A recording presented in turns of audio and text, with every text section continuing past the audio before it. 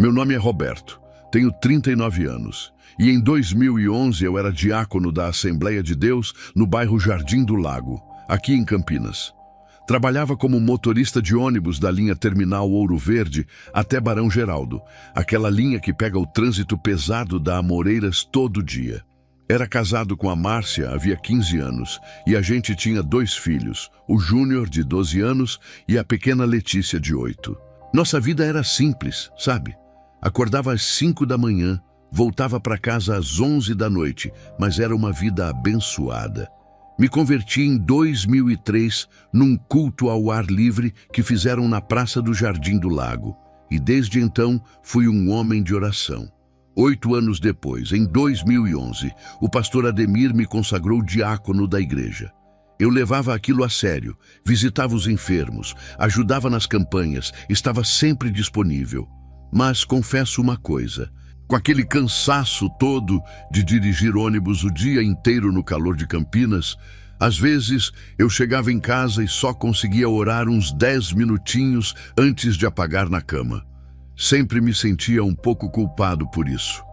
A Márcia era uma esposa dedicada, trabalhava meio período numa loja de roupas no centro e cuidava da casa. O Júnior estava naquela fase difícil de pré-adolescente, meio rebelde, mas era um bom menino no fundo. A Letícia era minha princesinha, sempre grudada em mim quando eu chegava do trabalho.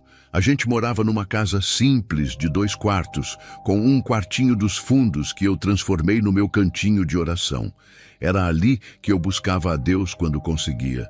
Julho de 2011 estava sendo um mês normal, nada de especial acontecendo.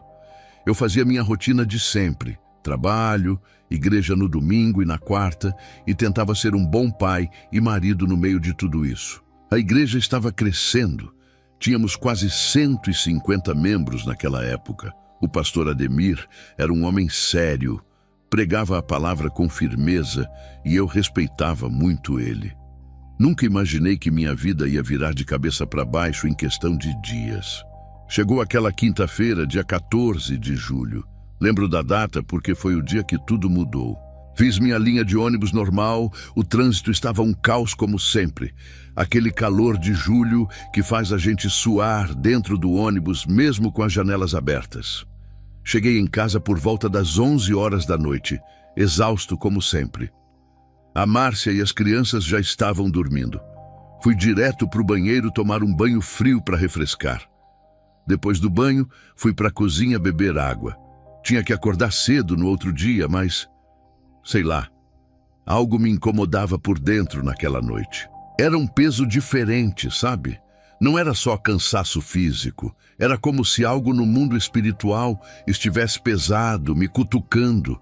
Já tinha sentido a presença de Deus outras vezes na minha vida, mas aquilo era diferente. Era uma inquietação que não me deixava ir dormir.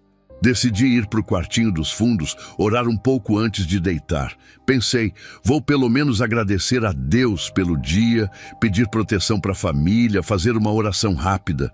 Acendi a luzinha fraca do abajur que tinha lá, peguei minha Bíblia velha que estava em cima da mesinha, abri em Apocalipse, não sei nem por que escolhi esse livro. Comecei a ler em voz baixa, tentando me concentrar, mas aquele peso no peito só aumentava. Foi quando aconteceu. De repente, senti um frio intenso subir pela minha espinha, começando lá embaixo e subindo até a nuca. Meu corpo inteiro arrepiou, e olha que era julho, estava quente pra caramba. As lâmpadas da casa começaram a piscar. Uma vez, 2 vezes, 3 vezes. Meu coração disparou. Tentei me levantar da cadeira, mas minhas pernas não respondiam. Era como se algo invisível estivesse me segurando ali, me prendendo naquela cadeira. Olhei em volta assustado. O quartinho parecia o mesmo, mas diferente. Tentei gritar, em nome de Jesus, mas minha boca não abria. Era como se minha voz tivesse sido roubada. O medo tomou conta de mim de um jeito que eu nunca tinha sentido. Pensei na Márcia e nas crianças dormindo nos quartos, completamente vulneráveis. Pensei, o que está acontecendo comigo?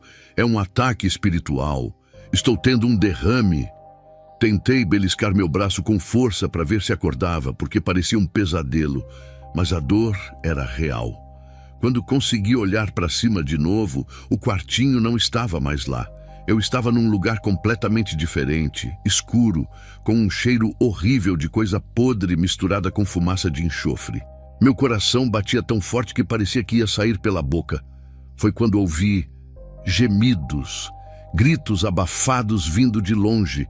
E foi nesse momento que eu entendi que Deus estava prestes a me mostrar algo que mudaria minha vida e meu ministério para sempre.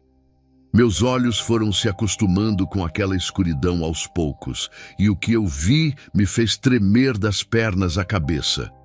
Eu não estava mais no meu quartinho de oração em Campinas. Estava num lugar que parecia não ter fim, com uma névoa grossa e escura que cobria tudo. O chão onde eu pisava era quente, quase queimava os pés mesmo eu estando de chinelo.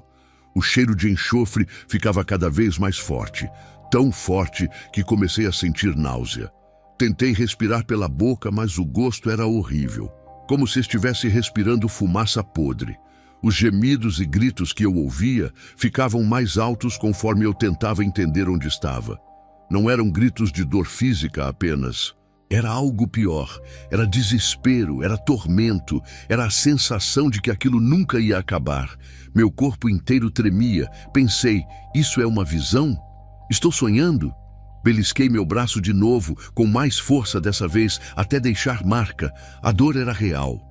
Tudo aquilo era real demais para ser apenas imaginação. Comecei a andar devagar, com medo de pisar em falso e cair naquele lugar terrível. A cada passo, via vultos se movendo na escuridão, sombras que pareciam pessoas mas deformadas, retorcidas. O calor aumentava quanto mais eu andava. Suor escorria pelo meu rosto, minhas mãos tremiam sem parar. Tentei orar, tentei clamar o nome de Jesus, mas minha voz saía baixa, abafada, como se o próprio ar daquele lugar sufocasse minhas palavras. Nunca me senti tão pequeno, tão impotente na vida. Foi quando vi ela, uma mulher acorrentada, ajoelhada no chão, com as mãos cobrindo o rosto. Ela chorava de um jeito desesperado, balançando o corpo para frente e para trás. As correntes que prendiam ela eram grossas, pretas, e pareciam queimar a pele dela onde tocavam. Me aproximei devagar, o coração batendo descompassado. Quando cheguei perto, ela levantou o rosto e me olhou. Seus olhos estavam vermelhos de tanto chorar. O cabelo todo desgrenhado, a roupa rasgada e suja. Ela me olhou com uma expressão de surpresa e desespero. Você não é daqui, ela disse com a voz rouca, quebrada. Você ainda está vivo. Você ainda tem chance. Eu não conseguia falar nada, só olhava para ela tentando entender. Ela tinha a aparência de uns 40 anos, mas era difícil saber ao certo naquele estado. Meu nome era Sandra, ela conseguiu dizer entre soluços. Eu era da congregação cristã lá da Vila Industrial. Frequentei por 30 anos, irmão. 30 anos. Sandra começou a falar mais rápido, como se tivesse urgência em me contar sua história. Eu era fiel, irmão. Ia nos cultos, cantava os hinos, era consagrada. Mas eu tinha um vício que parecia tão pequeno, tão inofensivo. Ela agarrou minha camisa com as duas mãos, as unhas sujas cravando no tecido. O toque dela era gelado apesar do calor daquele lugar. Novelas, irmão. Eu assistia novelas todo dia. Celebridade, páginas da vida, a favorita, não perdia um capítulo sequer. As lágrimas escorriam pelo rosto dela enquanto falava. Meu marido, o Carlos, ele implorava para eu parar. Dizia que aquilo estava me mudando, que eu estava ficando diferente, mas eu insistia que era só entretenimento, que não tinha nada demais, que eu precisava relaxar depois do trabalho. Sandra soltou minha camisa e cobriu o rosto de novo, chorando ainda mais forte. Comecei a admirar os atores, o Marcos Palmeira, aqueles homens bonitos da TV, e fui comparando com o Carlos. Ele trabalhava como pedreiro, chegava sujo em casa, cansado, sem aquele romantismo todo das novelas. Ela continuou. Em 2009, conheci um homem no trabalho. Eu era auxiliar de limpeza num escritório no centro. Ele era bonito, bem vestido, falava bonito igual os galãs da TV. E eu caí. Destruí meu casamento de 22 anos por uma fantasia, por querer viver o que eu via naquelas novelas. Sandra olhou para mim com os olhos cheios de dor e arrependimento. O Carlos descobriu. Ele chorou, irmão. Chorou igual criança. Pediu divórcio. Meus 3 filhos ficaram do lado dele com razão. Me afastaram da vida deles. A voz dela ficou mais fraca, como se estivesse perdendo as forças. O Carlos morreu em 2010. Infarto com 47 anos. No enterro, meus filhos nem olharam para minha cara. Eu tinha escolhido aquele homem, aquela ilusão, ao invés da minha família. Ela me olhou nos olhos de um jeito que nunca vou esquecer. Morri sozinha em 2011, num quarto de pensão no centro de Campinas. Depressão, remédios, solidão. E quando fechei meus olhos pela última vez, acordei aqui. E agora? Agora é para sempre, irmão. Para sempre. Eu estava em choque, sem conseguir processar o que estava ouvindo. Quis dizer alguma coisa, quis orar por ela. Mas antes que eu pudesse reagir, senti uma presença diferente atrás de mim. Uma presença que fez todo o meu corpo congelar. O ar ficou ainda mais pesado, mais sufocante. Sandra arregalou os olhos de terror olhando por cima do meu ombro e sussurrou: ele vem, e foi quando eu ouvi a voz. Bem-vindo, Roberto. A voz veio de trás de mim, calma, quase educada, mas carregada de uma maldade que gelou meu sangue. Virei devagar, com medo do que ia encontrar. Não era um monstro gigante com chifres e rabo como mostram nos filmes. Era um homem de aparência comum, vestindo um terno cinza bem cortado, cabelo penteado para trás, postura ereta. Parecia um executivo, um empresário, mas quando olhei nos olhos dele, meu Deus, os olhos eram completamente negros, sem branco nenhum, como 2 buracos vazios. Meu corpo inteiro tremeu. Ele deu um sorriso perturbador, mostrando dentes brancos perfeitos. Você está assustado, eu sei, mas não se preocupe, você não vai ficar aqui, não hoje. Ele começou a caminhar ao meu redor, as mãos nas costas, me analisando. Você foi trazido como observador, Roberto. Há uma mensagem que precisa ser entregue e você foi escolhido para isso. Tentei abrir a boca para repreendê-lo em nome de Jesus, mas as palavras não saíam. Minha garganta estava fechada. Ele riu baixinho, como se soubesse exatamente o que eu estava tentando fazer. Aqui suas orações não funcionam, diácono. Você é apenas um visitante, um observador. Ele parou na minha frente e se aproximou tanto que pude sentir um bafo gelado vindo dele. Sabe qual é a minha maior vitória, Roberto? Ele apontou para Sandra, que continuava acorrentada, tremendo. Fazer o crente defender o pecado, fazer ele brigar por aquilo que vai destruir sua casa, sua família, sua alma. Minhas mãos tremiam incontrolavelmente. Suor frio escorria pela minha testa. Ele continuou andando ao meu redor, falando com aquela voz calma e aterrorizante. Você sabe quantas Sandras eu trouxe para cá? Milhares, Roberto. Milhares de crentes que achavam que estavam apenas relaxando assistindo televisão depois do trabalho. Ele parou de novo e me encarou. Deixa eu te explicar como funciona. É muito simples, na verdade. A gente coloca uma protagonista bonita, sofrida, que o povo se identifica. Uma mulher casada, infeliz no casamento. Daí ela conhece um homem casado também. No começo, ele continuou com aquele sorriso macabro. O público fica indignado. Comentam nas redes sociais. Que absurdo, que imoralidade. Como pode trair o marido assim? Mas a gente continua. Capítulo após capítulo, a gente mostra o lado humano da traição. Mostra que o marido dela é chato, grosseiro, que não dá atenção. Mostra que o amante é carinhoso, atencioso. Entende ela. Ele riu mais alto dessa vez. E sabe o que acontece, Roberto? Em 3 semanas, o mesmo povo que criticava começa a torcer pelo adultério. Começa a querer que ela fique com o amante.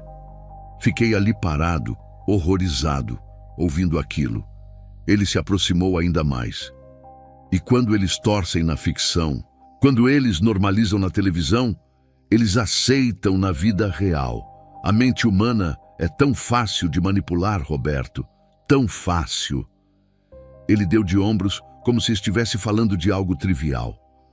Sandra aqui começou assistindo suas novelinhas inocentes. Depois de 6 meses, já estava comparando o marido com os galãs da TV. Em 1 ano, estava insatisfeita com a vida dela. Em 2 anos... Bem, você já sabe o resto da história. Finalmente consegui sussurrar algo.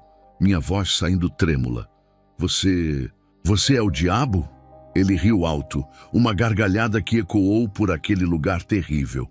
Diabo? Não, não, Roberto. Eu sou apenas um dos milhares que trabalham para ele. Me chame de executor, especialista em comunicação de massa. Ele abriu os braços. Televisão, novelas, séries, filmes são minhas ferramentas preferidas. Tão eficientes, tão discretas. As pessoas abrem as portas das casas delas para mim todas as noites às 9 horas e nem percebem. Sabe o que é mais engraçado? Ele riu de novo. Os crentes brigam mais para defender suas novelas do que para defender a fé deles. Já vi famílias se dividirem, pessoas deixarem igrejas, casais brigarem, tudo porque alguém ousou sugerir que novela faz mal. Ele apontou para mim. E você vai sugerir isso, Roberto. Você vai voltar e contar o que viu aqui. E sabe o que vai acontecer? Vão te chamar de louco, de radical, de fanático. Vão dizer que você está exagerando, que é só entretenimento. Lágrimas começaram a escorrer pelo meu rosto. Não era só medo, era dor, era angústia por entender a dimensão daquilo tudo. Por que você está me contando isso? Ele sorriu de novo, aquele sorriso que me dava calafrios. Porque eu posso. Porque mesmo você sabendo, mesmo você contando, a maioria não vai acreditar. Vão continuar ligando suas televisões, alimentando suas fantasias, abrindo portas para mim. Ele se virou para ir embora, mas parou e olhou por cima do ombro. Ah, e Roberto, você ainda não viu nada. Tem alguém aqui que você precisa conhecer, alguém que vai chocar você ainda mais. Antes que eu pudesse perguntar quem era, senti uma mão tocando meu ombro. Era uma mão quente, reconfortante, completamente diferente de tudo que eu tinha sentido naquele lugar. Virei e vi um ser de branco brilhante, com uma presença que trouxe um pouco de paz no meio daquele tormento. Seus olhos eram bondosos, cheios de tristeza ao mesmo tempo. Roberto, ele disse com voz suave, meu nome é Uziel. Eu sou um mensageiro do Altíssimo. Você foi trazido aqui para testemunhar, para entender, para alertar. O que você viu até agora é apenas o começo. Uziel segurou meu ombro com firmeza e instantaneamente senti uma paz que contrastava completamente com o terror daquele lugar. A presença dele era forte, protetora, como se criasse uma bolha de segurança ao meu redor. Respire fundo, Roberto, ele disse olhando nos meus olhos. O que você vai ver agora vai ser difícil de processar, mas é necessário. O Senhor tem um propósito em te trazer aqui. Enxuguei as lágrimas do rosto e tentei me acalmar, mas meu coração ainda batia descompassado. Uziel começou a caminhar e fez sinal para eu segui-lo. Sandra continuava acorrentada atrás de nós, chorando. Aquela imagem ia ficar gravada na minha mente para sempre. Enquanto andávamos, o anjo começou a falar. Roberto, você precisa entender como o reino das trevas opera. Eles não aparecem com chifres e tridentes gritando para as pessoas fazerem o mal. Eles são sutis, pacientes, estratégicos. Paramos em frente a algo que parecia uma parede transparente, como um vidro grosso, onde imagens começaram a aparecer. Olhe! Uziel apontou para as imagens. Pude ver uma sala de roteiristas, pessoas comuns trabalhando em computadores, discutindo cenas de novelas. Essas pessoas não sabem, mas há uma influência espiritual em tudo isso. Decisões sobre músicas, cores, horários de exibição, tudo é sutilmente guiado por forças espirituais. Ele tocou o vidro e a imagem mudou. Agora mostrava terreiros, lugares de macumba em São Paulo. Veja o horário, Roberto, 9 horas da noite. O mesmo horário em que milhões de brasileiros ligam a televisão para assistir novela. Fiquei em choque olhando aquilo. Uziel continuou. Não é sobre frequências mágicas ou conspiração humana elaborada. É sobre portas espirituais, Roberto. Cada vez que um crente se senta para consumir conteúdo que normaliza o pecado, que glorifica a rebeldia, que romantiza o adultério, ele está abrindo uma porta e demônios não desperdiçam permissões. As imagens mostravam agora casas comuns, famílias assistindo televisão e ao redor delas, sombras escuras entrando pelas portas, pelas janelas, se posicionando atrás das pessoas. Eles não possuem de imediato, Uziel explicou. Eles influenciam, plantam pensamentos, sussurram desejos, alimentam insatisfações. A imagem focou numa mulher assistindo novela e pude ver uma sombra escura sussurrando no ouvido dela. Na tela, a protagonista estava tendo um caso extraconjugal. Essa mulher ali, Roberto, é casada há 15 anos. Antes dessa novela, ela amava o marido, mas olha o que acontece agora. A mulher começou a olhar para o marido dela, que estava na cozinha de forma diferente, com desprezo, comparação. Uziel mudou a imagem de novo. Agora mostrava a mesma Sandra que eu tinha acabado de conhecer, só que viva, em casa. Veja Sandra há 3 anos atrás, em 2008. Ela acabou de assistir um capítulo de Vale Tudo, onde a personagem principal estava tendo um caso. Sandra, na imagem, desligou a TV e foi para o quarto. Parecia inquieta, mexendo no cabelo, suspirando. Ela não entende o que está sentindo, Uziel narrou. É uma angústia sem explicação, uma vontade de algo diferente, uma insatisfação que não existia antes. No dia seguinte, a imagem avançou mostrando Sandra no trabalho. Ela conhece um homem. Ele sorri para ela. Normalmente, ela sorriria de volta educadamente e seguiria seu caminho. Mas hoje tem uma porta aberta, tem uma sugestão plantada, tem uma fantasia alimentada. Sandra, na imagem, parou para conversar com o homem por mais tempo. Uziel olhou para mim com tristeza profunda. Foi nessa semana, Roberto, na mesma semana em que a protagonista da novela traiu o marido na tela, Sandra deu o primeiro passo para a destruição da própria família. Não foi coincidência. Senti meu estômago revirar. Mas ela ia na igreja. Ela era congregada. Uziel balançou a cabeça. E continuou indo por mais um ano. Ia aos cultos no domingo de manhã, mas todas as noites, às 9 horas, abria aquela porta de novo. E a cada capítulo, a influência ficava mais forte. Os demônios que ela convidou sem saber foram ganhando terreno, ganhando autoridade sobre a mente dela, sobre as emoções dela. Ele tocou meu ombro de novo. Isso não é sobre ser crente ou não, Roberto. É sobre dar legalidade. Legalidade? Perguntei confuso. Uziel assentiu. O reino das trevas opera dentro de leis espirituais. Eles não podem simplesmente entrar e destruir. Eles precisam de permissão, de brechas, de portas abertas. E cada escolha que fazemos, cada conteúdo que consumimos, cada entretenimento que priorizamos acima das coisas de Deus, tudo isso abre ou fecha portas no mundo espiritual. Ele apontou para frente. E agora você precisa ver algo ainda mais impactante. Algo que vai te chocar profundamente. Começamos a andar de novo e ao longe vi uma figura de terno, ajoelhada, com correntes ainda mais grossas que as de Sandra. Conforme nos aproximávamos, reconheci a roupa. Era roupa de pastor. Meu sangue gelou.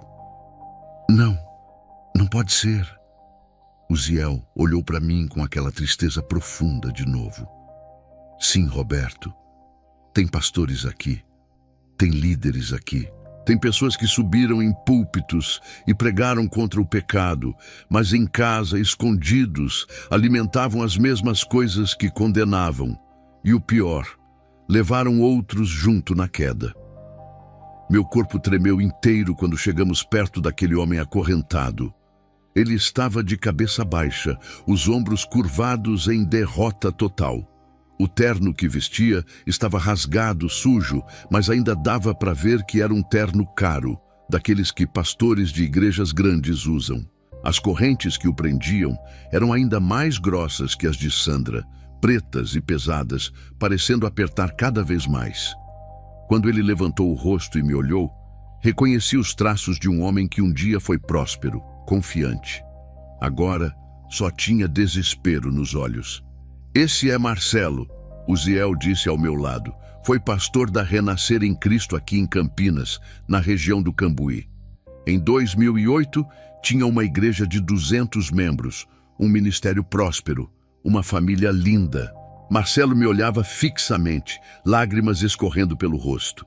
Tentei dizer algo, mas as palavras não saíam. Como um pastor, um líder espiritual, um homem de Deus poderia estar naquele lugar?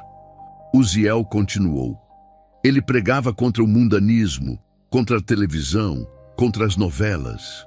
Do púlpito era um guerreiro, mas em casa... Marcelo finalmente falou, a voz rouca e quebrada. Eu assisti escondido, escondido da minha esposa Patrícia, escondido dos meus filhos, escondido da igreja. Ele cobriu o rosto com as mãos acorrentadas. Começou com Duas Caras, aquela novela do Tony Ramos em 2007. Eu chegava tarde da igreja, todo mundo já estava dormindo e eu ligava a TV baixinho na sala. Dizia para mim mesmo que era só para relaxar, para desestressar do ministério. Ele riu de forma amarga, sem alegria nenhuma. Desestressar, que mentira eu contava para mim mesmo. Depois veio o Caminho das Índias em 2009, Marcelo continuou. Eu estava viciado. Não conseguia perder um capítulo. A Patrícia começou a estranhar eu dormindo no sofá, acordando tarde. Um dia ela me pegou. Foi no meio da madrugada. Ela desceu para pegar água e me viu assistindo. Ele balançou a cabeça. Ela chorou, me pediu para parar. Disse que aquilo não era de Deus. Eu prometi, irmão. Prometi na frente dela que ia parar. E não parei. Comecei a assistir no computador, no celular, sempre escondido. Uziel tocou minha cabeça e de repente comecei a ver a história de Marcelo, como se fosse um filme passando na minha frente. Vi ele no púlpito pregando com fervor contra o mundanismo enquanto a congregação dizia amém. Vi ele em casa, tarde da noite, com o notebook no colo assistindo novela com fones de ouvido. Vi a esposa dele acordando de madrugada e pegando ele de novo, a decepção no rosto dela. Vi as brigas, as promessas quebradas, a hipocrisia crescendo como um câncer. E sabe o que aconteceu, Roberto? Uziel perguntou. A porta que ele abriu não ficou só na novela. Os mesmos demônios que Sandra deixou entrar, entraram na vida dele. Ele começou a pregar diferente, sermões mais suaves, mais modernos. Começou a dizer que a igreja era muito radical, que Deus entendia as fraquezas humanas, que não precisava ser tão rígido. Vi Marcelo mudando a doutrina da igreja aos poucos, membros antigos saindo incomodados, jovens aplaudindo a nova abordagem liberal. Marcelo continuou falando, a voz cheia de arrependimento. Contratei uma secretária nova em 2009. Ela era jovem, bonita, me admirava. Começamos a conversar sobre as novelas que ambos assistíamos. Parecia inocente, só conversas sobre entretenimento. Ele pausou, respirando com dificuldade.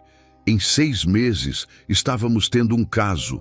Em 1 ano, a igreja inteira descobriu. Minha esposa me largou, levou meus 2 filhos, perdi o ministério, perdi tudo. Virei motivo de chacota, de meme nas redes sociais, o pastor que pregava contra o pecado e caiu em adultério. E o pior, ele me olhou direto nos olhos. É que eu sabia, Roberto. Eu sabia que estava errado desde o primeiro dia. Eu sabia que aquela porta que eu abria todas as noites ia me destruir. Mas o vício era mais forte. A satisfação momentânea era mais forte. E eu continuei. Marcelo começou a chorar mais alto. Morri em 2011 num acidente na rodovia Anhanguera. Estava voltando de um motel com outra mulher, já nem era mais a secretária. Batida frontal. Morri na hora. E quando fechei meus olhos no meio daquela ferragem, ele sussurrou. Achei que ia ter misericórdia. Achei que por ter sido pastor, por ter pregado o evangelho, Deus ia me dar mais uma chance. Marcelo olhou para as correntes nas mãos dele. Mas eu sabia a verdade. Eu nunca me arrependi de verdade. Continuei no pecado consciente, voluntário, até o último dia. E aqui estou, para sempre. Ele olhou para mim com uma intensidade desesperadora. Avisei tanta gente do púlpito, Roberto, mas não me ouvi. Caí de joelhos naquele lugar terrível, chorando convulsivamente. Não era só medo mais. Era uma dor profunda por ver aquilo, por entender a seriedade, por perceber quantas pessoas estavam naquele caminho sem saber. Uziel me ajudou a levantar. Roberto, você precisa ser forte. Ainda tem mais uma coisa que você precisa ver antes de voltar. Uma verdade que vai doer, mas que precisa ser dita. Ele apontou para a frente. Há consequências na terra também. Há destruição acontecendo agora mesmo. E uma delas vai te partir o coração. Uziel me levou para outra parte daquele lugar, caminhando em silêncio, enquanto eu ainda tentava processar o que tinha visto e ouvido. As lágrimas não paravam de escorrer, meu corpo tremia e uma angústia profunda apertava meu peito. Paramos em frente àquela parede transparente de novo, e as imagens começaram a mudar. Dessa vez mostrava uma igreja que eu conhecia, minha própria igreja, no Jardim do Lago. Meu coração acelerou. O que você vai me mostrar agora? Minha voz saiu trêmula. Consequências, Roberto. Consequências de portas abertas que ninguém enxerga. A imagem focou em pessoas específicas da congregação. Vi a irmã Josefa, uma mulher de 45 anos, sempre tão alegre nos cultos, sempre participativa. Mas agora, na imagem, ela estava em casa discutindo com o marido. Você não é homem de verdade. O José Maier sim é homem. Aquilo sim é marido que cuida da aparência, que é romântico. O marido dela, seu Antônio, um homem simples que trabalhava como mecânico, abaixou a cabeça humilhado. Uziel narrou enquanto as imagens passavam. Josefa começou a assistir novelas há 2 anos. No começo era uma, depois virou 3, agora são todas. Ela acorda pensando nas tramas, passa o dia comentando nas redes sociais e à noite não perde um capítulo. O marido dela tem tentado chamar a atenção, tem pedido para ela parar, mas ela briga, diz que ele quer controlar ela. A imagem mostrou Josefa em cultos recentes, mas sua mente estava distante pensando nas novelas. Quando o pastor pregava sobre santidade, ela mexia no celular lendo resumos de capítulos. A imagem mudou e mostrou o jovem Tiago, de 17 anos, filho de uma família evangélica tradicional da igreja. Eu conhecia o Tiago desde criança, sempre foi um menino educado. Mas nas imagens recentes, ele estava diferente. Cabelo pintado, roupa rasgada, igual personagens rebeldes de novela, jeito de falar mudado. Tiago começou a assistir novelas adolescentes há 1 ano e meio, Uziel explicou. Ele via os personagens rebeldes, descolados, que desrespeitavam os pais e eram admirados por isso, e começou a imitar. Vi Tiago discutindo com os pais, batendo porta, saindo escondido de casa. Vi ele se envolvendo com más companhias perto da lagoa do Taquaral, experimentando drogas pela primeira vez. Em 3 semanas, Roberto, esse jovem vai ser preso por porte de drogas. A ficha criminal dele vai começar antes mesmo de completar 18 anos. E tudo começou quando ele achou legal imitar os personagens que via na TV. Meu coração se partiu vendo aquilo. Eu conhecia aquele menino, brincava com ele quando era pequeno. A próxima imagem me assustou ainda mais. Era a irmã Neuza, líder do grupo de mulheres da igreja, uma das mais antigas da congregação. Ela estava em casa, em plena terça-feira à noite, horário do culto de doutrina. A TV estava ligada em amor à vida e ela assistia concentrada, comendo pipoca. O celular dela tocou, era outra irmã perguntando se ela ia ao culto. Neuza digitou mentindo. "Tô com dor de cabeça hoje, não vou conseguir." E continuou assistindo. Neuza fez isso por 3 semanas seguidas, Uziel disse com tristeza. Ela, que era um exemplo, que liderava outras mulheres, começou a priorizar entretenimento acima das coisas de Deus. E tem mais. A imagem mostrou Neuza alguns meses à frente, envolvida em um escândalo na igreja. Detalhes que eu não conseguia ver completamente, mas percebia que tinha a ver com fofoca, divisão, intriga. Ela vai ser afastada da liderança pelo pastor Ademir. A influência que ela permitiu entrar através daquelas novelas vai produzir frutos amargos. Comecei a chorar de novo, vendo tudo aquilo. Por quê? Por que o Senhor está me mostrando isso? Uziel colocou a mão no meu ombro. Porque quando você voltar e contar, muitos não vão acreditar. Vão dizer que você está exagerando, que é só entretenimento, mas você vai ter visto com seus próprios olhos, vai saber a verdade. E alguns, mesmo poucos, vão ouvir e se salvar dessa armadilha. Ele pausou. Mas tem uma história que vai te marcar mais que todas, uma tragédia que está prestes a acontecer. A imagem mudou e mostrou uma moça jovem, bonita, de 28 anos. Eu a conhecia da igreja. Era a Fernanda, professora na escola municipal do Jardim Lisa. Ela estava no quarto dela, sozinha, chorando enquanto assistia novelas mexicanas no notebook. Rebelde, RBD, classe 406, uma atrás da outra. Fernanda está em depressão profunda, Roberto. Ela compara a vida dela com as vidas emocionantes que vê nas telas. Acha que nunca vai ter um grande amor, uma vida interessante, uma história bonita como nas novelas. Uziel me mostrou Fernanda conversando com um rapaz pela internet, alguém que ela conheceu em fóruns de novelas. O rapaz escrevia coisas estranhas, misturando espiritismo com filosofias da nova era. Essa vida é só sofrimento, Fer. Do outro lado, a gente se encontra em outra dimensão, mais evoluídos. A gente pode estar junto lá. Fernanda lia aquilo, com lágrimas nos olhos, acreditando. E então a imagem final. Fernanda escrevendo uma carta, tomando remédios, deitando na cama. A data na tela marcava 30 de outubro de 2011. Dali a 3 meses e meio. Gritei de desespero vendo aquela imagem. Não pode deixar isso acontecer. Eu preciso avisar ela, preciso. Uziel segurou meu braço com força.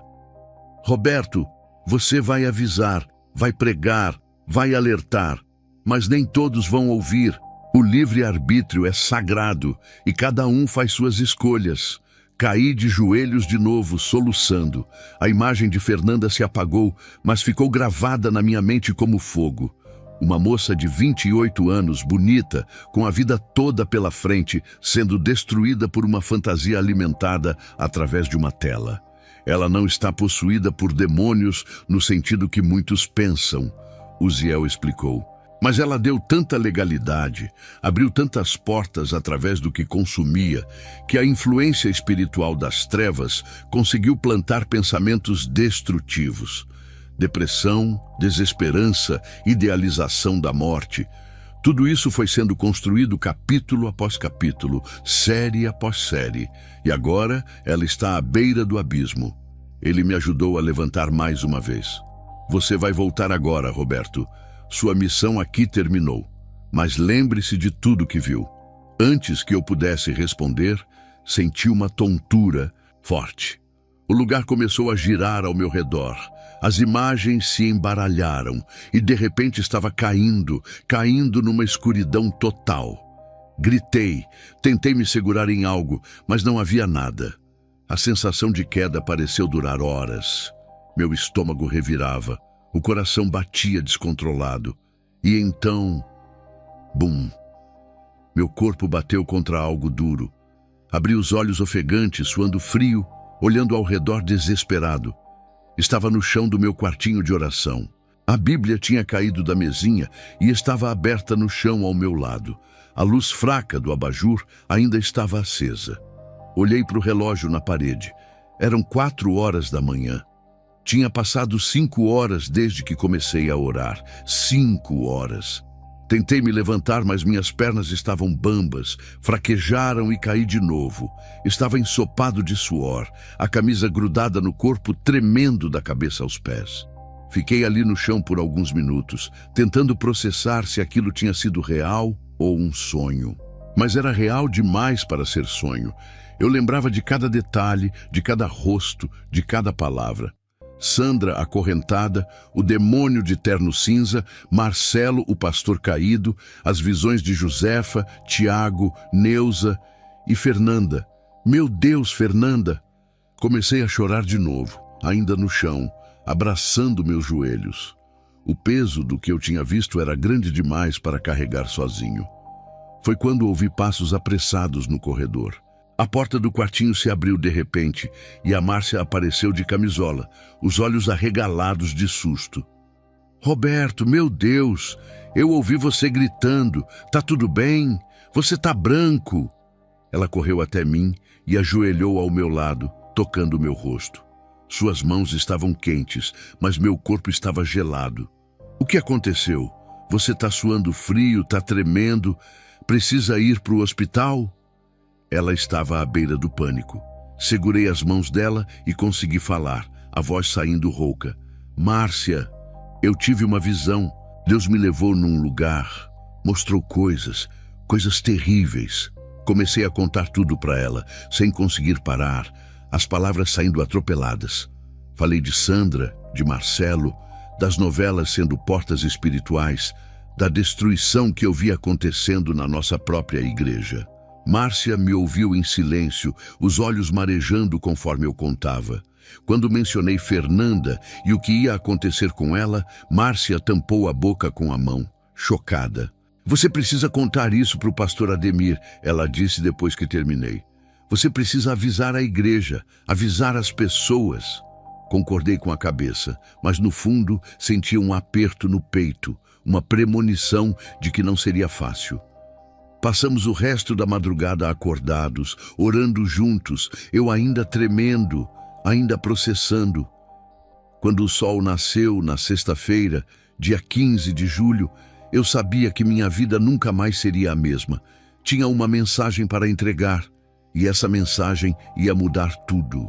No domingo de manhã, dia 17 de julho, cheguei cedo na igreja. Procurei o pastor Ademir antes do culto começar. Pedi para conversar em particular. Ele me levou para a sala pastoral, ofereceu café, mas eu estava nervoso demais para beber. Pastor, eu preciso te contar algo que aconteceu comigo na quinta-feira à noite. Deus me deu uma visão, uma revelação sobre algo que está destruindo as famílias da nossa igreja. O pastor se inclinou para frente, interessado, mas também um pouco receoso. Contei tudo, cada detalhe. O pastor Ademir me ouviu em silêncio, o rosto dele mudando conforme eu falava. Quando terminei, ele ficou quieto por um longo tempo, tamborilando os dedos na mesa.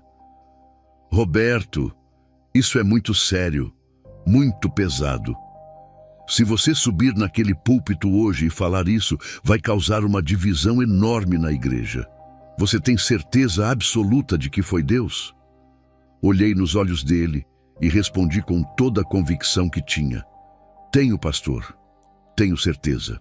Ele suspirou fundo, pensou mais um pouco e finalmente concordou. Então suba, dê seu testemunho, mas prepare seu coração, porque nem todo mundo vai receber bem. O culto começou normal, com louvores, oração, anúncios. Eu estava sentado no banco da frente com a Márcia e as crianças. Mas meu coração batia tão forte que parecia que todos podiam ouvir. Minhas mãos suavam, minha perna balançava nervosa. A Márcia segurou minha mão e apertou, me dando força. O pastor Ademir subiu ao púlpito, deu as boas-vindas e então anunciou: hoje o irmão Roberto, nosso diácono, tem um testemunho para compartilhar com a igreja. Irmão Roberto, venha. Levantei com as pernas trêmulas e subi os 3 degraus até o púlpito. Olhei para a congregação. 140 pessoas me olhavam de volta. Vi a irmã Josefa na 3ª fileira, o semblante cansado. Vi Tiago no fundo com os outros jovens, mexendo no celular. Vi a irmã Neuza sentada com o grupo de mulheres, todas arrumadas e atentas. Vi Fernanda do lado esquerdo, sozinha, com olhar distante. Meu coração se apertou. Respirei fundo e comecei: irmãos e irmãs, na última quinta-feira, dia 14 de julho, Deus me deu uma visão. E o que eu vi vai chocar muitos de vocês, vai incomodar, mas precisa ser dito. Comecei a contar minha experiência, tentando ser o mais fiel possível ao que tinha visto. Falei de Sandra e como as novelas abriram portas espirituais na vida dela. Falei do demônio que se infiltra através do entretenimento. Nos primeiros 5 minutos, a igreja estava em silêncio total, todos atentos. Mas quando comecei a falar especificamente sobre novelas sendo instrumentos do inimigo, comecei a ver expressões mudando. Alguns franziam a testa, outros se mexiam desconfortáveis nos bancos. Continuei, minha voz ficando mais firme. Irmãos, o Senhor me mostrou que cada vez que um crente se senta para assistir novelas, está abrindo portas. Não é apenas entretenimento inocente. São tramas que normalizam adultério, rebeldia, feitiçaria, imoralidade. E isso entra na nossa mente, no nosso coração e começa a mudar como pensamos, como agimos. Foi quando vi a irmã Creuza, uma das mais antigas da igreja, começar a balançar a cabeça negativamente. Ela estava visivelmente irritada. Falei sobre o pastor Marcelo, que via acorrentado no inferno, e a igreja ficou em choque. Alguns sussurravam entre si. Mas quando comecei a dar exemplos práticos de como isso estava acontecendo na nossa própria igreja, sem citar nomes, mas dando situações específicas, a tensão aumentou. Há pessoas nesta igreja agora que estão priorizando capítulos de novela acima de cultos. Há pessoas comparando seus cônjuges com atores da TV. Há jovens imitando comportamentos rebeldes de personagens. A atmosfera ficou pesada. De repente, a irmã Creuza se levantou da cadeira, o rosto vermelho de raiva. Que absurdo é esse, Roberto? Ela gritou alto e toda a igreja virou para ela. Isso é heresia. Você está dizendo que eu vou para o inferno porque assisto Fina Estampa todo dia. Que falta de respeito. Outras vozes começaram a se levantar. Isso é radicalismo demais, gritou um irmão do lado direito. Próxima coisa vai dizer que não pode nem ver o Jornal Nacional, completou o outro. Você está virando fanático, Roberto. Isso é coisa de seita. O pastor Ademir levantou a mão tentando acalmar a situação. Irmãos, por favor, vamos ouvir com respeito. Mas já era tarde. A irmã Creuza pegou a bolsa dela e começou a sair. Eu não vou ficar aqui ouvindo essas palhaçadas. 30 anos de igreja e agora vem um diácono me dizer que novela é do diabo? Outras pessoas começaram a se levantar também. Famílias inteiras que eu conhecia havia anos me olhavam com raiva, com desprezo, como se eu fosse um inimigo. 15 pessoas saíram batendo os pés, algumas xingando baixinho. Fiquei ali parado no púlpito, vendo aquela reação, sentindo uma dor profunda no peito. Lágrimas começaram a escorrer pelo meu rosto. Irmãos, eu só estou contando o que Deus me mostrou. Eu vi pessoas atormentadas eternamente porque não levaram isso a sério. Por favor, não rejeitem essa palavra. Mas o estrago estava feito. A igreja estava dividida. Metade concordava, balançando a cabeça e dizendo amém. A outra metade estava visivelmente incomodada, braços cruzados, expressões fechadas. Desci do púlpito me sentindo o homem mais sozinho do mundo. Nas semanas seguintes, a igreja nunca mais foi a mesma. Aquelas 15 pessoas que saíram não voltaram mais. Espalharam nas redes sociais que nossa igreja era radical, legalista, que o diácono estava louco. O pastor Ademir ficou dividido, sem saber como lidar com a situação. Alguns membros me procuravam em particular agradecendo, dizendo que precisavam ouvir aquilo, mas outros me evitavam, me olhavam de lado, cochichavam quando eu passava. A divisão era clara e dolorosa. Comecei a observar com mais atenção os irmãos que tinham ficado, e foi quando percebi coisas que antes passavam despercebidas. A irmã Josefa continuava reclamando do marido, sempre comparando com atores. Quando tentei conversar com ela após um culto, orar com ela, senti aquela presença pesada de novo. Ela literalmente ficou agressiva. Sai de perto de mim, Roberto. Quem você pensa que é para me julgar? Você não é Deus. Os olhos dela mudaram naquele momento. Tinha algo ali que não era só ela falando. Fiquei arrepiado e me afastei, orando baixinho. Agosto chegou e as coisas foram piorando. O jovem Tiago parou de frequentar a igreja completamente. A mãe dele, irmã Sônia, chorava nos cultos pedindo oração pelo filho. Eu sabia o que estava vindo. Tinha visto na visão, mas me sentia impotente para impedir. Orava por ele todos os dias, mas Tiago tinha feito suas escolhas. No dia 23 de agosto, recebi a notícia que temia. Tiago tinha sido preso pela polícia perto da Lagoa do Taquaral, com drogas no bolso. Tinha acabado de completar 17 anos. A ficha criminal dele começou antes mesmo da maioridade, exatamente como Uziel tinha me mostrado. A irmã Sônia me procurou desesperada no dia seguinte. Roberto, você avisou. Você tentou alertar e ninguém quis ouvir. Meu filho assistia àquelas novelas adolescentes o tempo todo, começou a imitar tudo que via e agora está preso. Ela chorou no meu ombro enquanto orávamos. Meu coração sangrava por aquela mãe, por aquele jovem que conheci desde criança. Postei no grupo da igreja pedindo oração e alguns responderam com compaixão. Outros, os que tinham rejeitado minha palavra, comentaram coisas como: isso não tem nada a ver com novela. O menino só fez escolhas erradas. Em setembro, a irmã Neuza foi afastada da liderança do grupo de mulheres. Um escândalo envolvendo fofocas e intrigas que ela estava espalhando na igreja veio à tona. Ela tinha começado a criar divisões, colocando irmãs umas contra as outras, espalhando boatos. O pastor Ademir não teve escolha. Quando confrontada, Neuza se defendeu com agressividade, sem nenhum arrependimento genuíno. Era como se algo tivesse endurecido o coração dela completamente. Ela também deixou a igreja, saiu falando mal de todo mundo nas redes sociais. A irmã Josefa se separou do marido em outubro. Seu Antônio, aquele homem humilde e trabalhador, aguentou o quanto pôde as comparações, as humilhações, o desprezo. Mas chegou um ponto que ele não suportou mais. Ela escolheu suas fantasias de novela ao invés do casamento de 20 anos. No culto seguinte à separação, Josefa ainda teve coragem de ir na igreja e culpar o marido por tudo, dizendo que ele não era homem suficiente. Meu coração doía vendo aquilo, vendo a cegueira espiritual dela. Tentei conversar, mas ela me cortou. Você e suas visões malucas, Roberto. Deixa eu viver minha vida.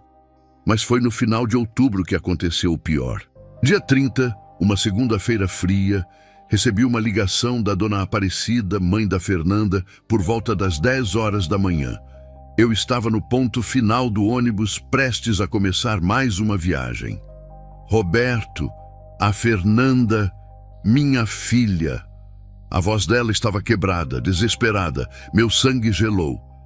O que aconteceu, dona Aparecida? Houve um silêncio pesado do outro lado, só o som de choro. Ela se foi, Roberto. Minha menina se foi. Tomou uma caixa de remédios ontem à noite. Quando fui acordar ela hoje cedo, já era tarde. Senti minhas pernas fraquejarem. Tive que me apoiar no ônibus para não cair. Não. Fernanda, aquela moça bonita de 28 anos, professora, com toda a vida pela frente. Onde a senhora está? Consegui perguntar. No Hospital das Clínicas. Mas já não tem mais nada a fazer. Avisei meu supervisor que tinha uma emergência familiar. Peguei um táxi e fui correto para o hospital. No caminho, chorei como não chorava há anos. Eu sabia que isso ia acontecer.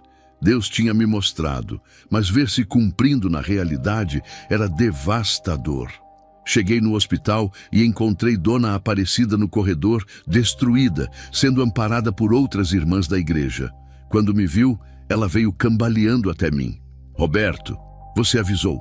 Você subiu naquele púlpito e avisou sobre as novelas, sobre as portas espirituais, e a maioria riu de você. Ela segurou meus braços com força. Minha filha estava viciada naquelas novelas mexicanas, Roberto. Rebelde, RBD, Classe 406. Ela assistia o dia inteiro. Começou a entrar em depressão, dizia que a vida dela era sem graça, que nunca ia ter um grande amor como na TV.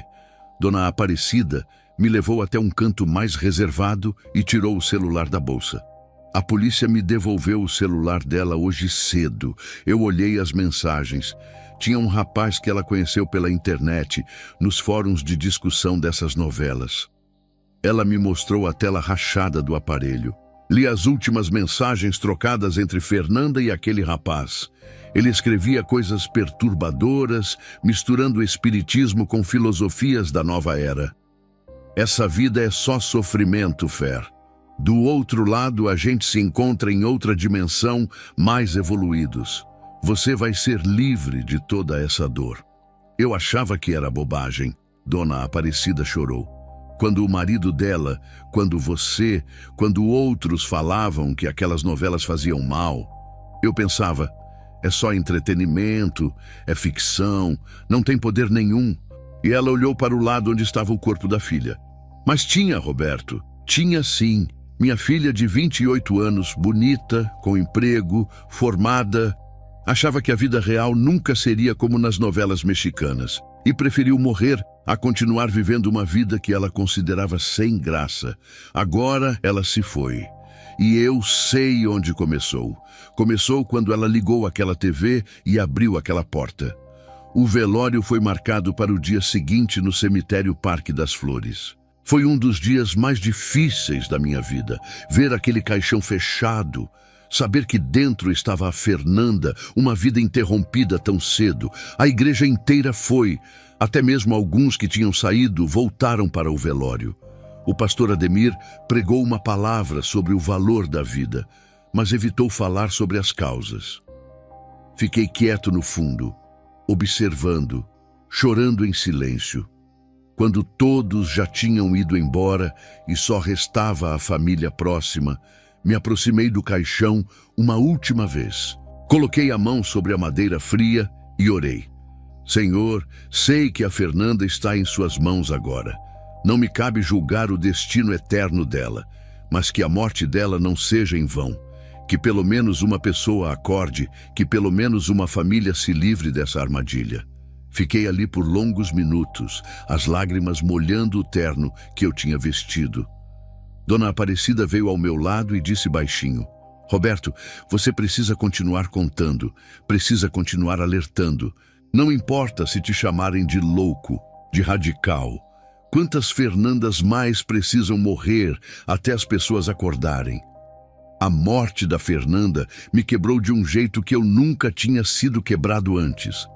Nos dias seguintes, mal conseguia trabalhar, mal conseguia funcionar.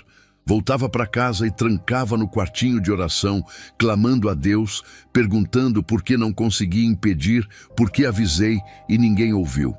A Márcia tentava me consolar, mas eu estava consumido por uma dor profunda. Foi quando tomei uma decisão radical. Ia entrar em jejum, ia buscar a Deus até ter uma resposta, até saber o que fazer com tudo aquilo que tinha visto e vivido.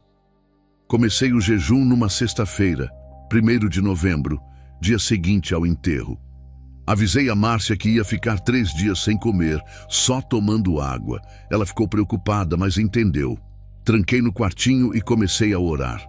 O primeiro dia foi difícil, a fome apertava, meu corpo reclamava. O segundo dia foi pior, tontura, fraqueza, mas continuei clamando.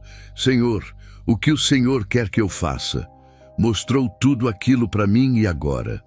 As pessoas não acreditam, me chamam de louco e uma moça morreu. O que eu faço? Na madrugada do terceiro dia, 2 de novembro, por volta das 3 horas da manhã, aconteceu. Estava de joelhos, exausto, quase sem forças, quando de repente senti um calor tomando conta do meu peito. Não era um calor físico, era algo espiritual, poderoso. E então ouvi uma voz audível, clara, que ecoou naquele quartinho pequeno. Roberto, você foi fiel em dar o recado. Agora viva o que prega. Seja exemplo. Tire o ídolo da sua casa. A presença de Deus era tão forte que comecei a tremer e chorar. Entendi na hora o que tinha que fazer. Levantei, mesmo fraco do jejum, abri a porta do quartinho e fui até a sala.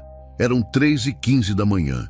Olhei para aquela TV de 29 polegadas que estava ali, comprada parcelada nas Casas Bahia da Abolição em 2009.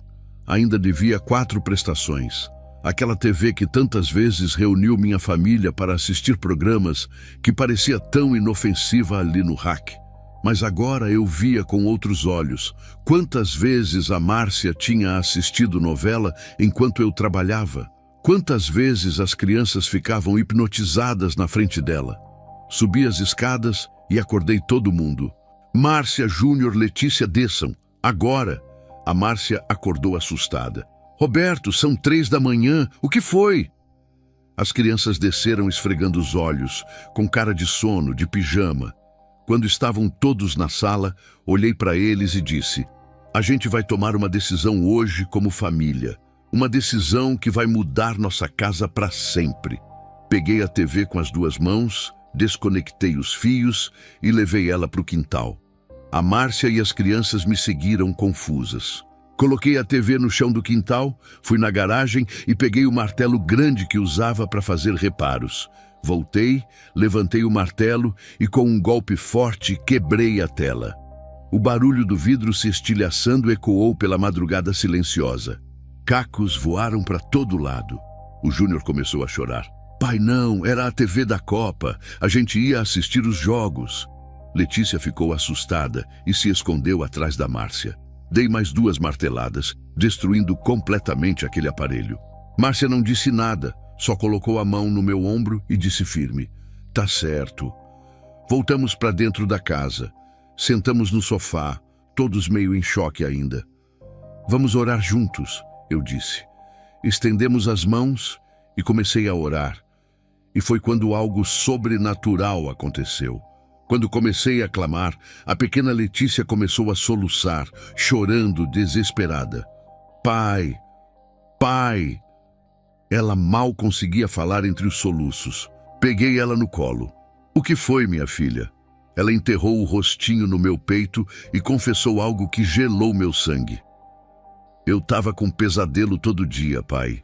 Via uma mulher feia, toda preta, no meu quarto de noite. Ela ficava parada do lado da minha cama me olhando e eu não conseguia gritar, não conseguia acordar. Toda noite, pai, toda noite. Abracei minha filha com força, as lágrimas escorrendo pelo meu rosto. Minha filha de 8 anos estava sendo atormentada e eu não sabia. Olhei para Márcia e vi que ela também estava chorando. Roberto, eu também preciso confessar algo. Meu coração apertou. Márcia pegou minha mão tremendo. Eu também comecei a assistir Fina Estampa escondida de você, de tarde, quando você trabalhava e as crianças estavam na escola. Comecei só para ver do que as irmãs falavam tanto na igreja. E Roberto, desde que comecei, a gente tem brigado mais. Eu tenho tido pensamentos ruins sobre nosso casamento, comparando você com os personagens, achando nossa vida sem graça, sem emoção. Pensamentos que nunca tive antes em 15 anos de casamento. Ela chorou mais forte. Eu estava abrindo aquela porta que você avisou e nem percebi. Choramos abraçados ali na sala por horas.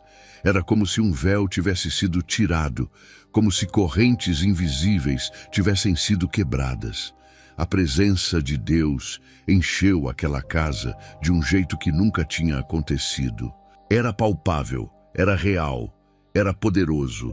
Oramos, confessamos, pedimos perdão, declaramos libertação sobre cada cômodo daquela casa. Quando o sol nasceu e começou a entrar pelas janelas, era como se estivéssemos numa casa nova. O peso, aquela opressão que nem sabíamos que estava ali, tinha ido embora completamente. No dia seguinte, Júnior acordou e veio até a cozinha onde eu tomava café. Pai, ontem à noite eu dormi em paz pela primeira vez em meses. Olhei para ele surpreso. Como assim, filho? Ele sentou na cadeira meio envergonhado. Eu também tinha pesadelos, pai. Via sombras no meu quarto, ouvia barulhos estranhos, mas tinha vergonha de falar. Achava que iam dizer que eu era medroso. Mas ontem não teve nada. Dormi a noite toda em paz. Levantei e abracei meu filho, chorando de novo. Minha família estava sendo atacada espiritualmente e só agora, depois de quebrar aquela porta, a paz tinha voltado.